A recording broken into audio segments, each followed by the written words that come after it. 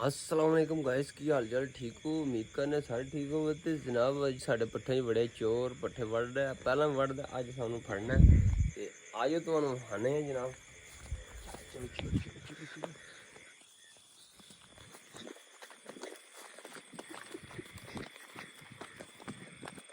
छोटा तो डंडा तो फाड़ देना डंडा की करना है।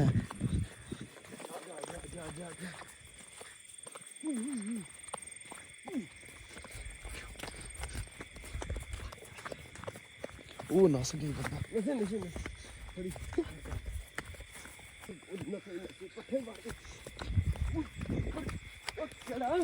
राम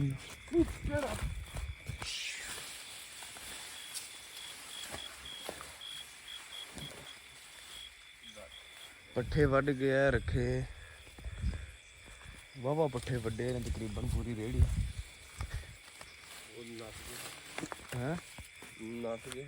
लो जनाब आ देखो ना किन्ने पट्ठे वड़ गए ते कर्म पहुंच आए हैं किसी ਨੂੰ ਫੜ ਲਿਆ ਹੁਣ ਮਜ਼ੀਦ टाइम विखाओ ना टाइम की हो गया मोबाइल से टाइम चेक करो।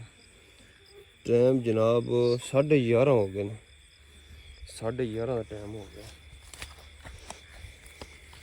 ओहो ते चिक्कड़ वेखो जनाब पैर बलुदे ने साडे इस साइड से गया बंदा अदर नू नस गया यार कि हुण कित्थे बंदा पिछे गया पता नहीं केड़ा बगैर ते लिहाजा जनाब तुसीं भी अपने पट्ठे का ध्यान करया करो पट्ठे लोग वढ़ के लै जांदे ने। चलिए सुबह हो जेड़ा गर्मी के पट्ठे वढ़ने नहीं पैने कोई चुक के लै जाए। ये भी चंगा हो गया वड के ते नस गया वे पता लग गया वे हाँ सुबह वड्डने ते नहीं पैन लगे की ख्याल है।